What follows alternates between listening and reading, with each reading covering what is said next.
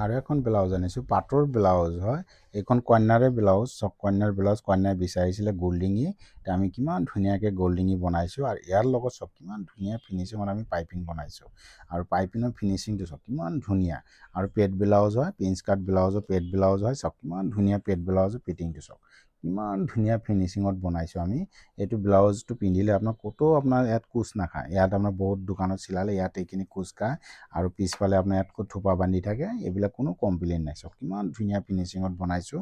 আৰু হাতৰ ফিনিচিংটো চব কিমান ধুনীয়া বনাইছোঁ। আৰু এই তামা কালাৰৰ লগত আমি পাইপিংটো কিমান ধুনীয়াকৈ মেচিং কৰি আমি বনাই দিছোঁ। আৰু গৰমত ব্লাউজটো পিন্ধিলে আপোনাৰ এই গুণা কালাৰটো আপোনাৰ কি হয়, ইয়াত খোজাই থাকে। বহুত দোকানত খোজাই থাকে, মোৰ দোকানত এইটো কোনো কমপ্লেইন নাই।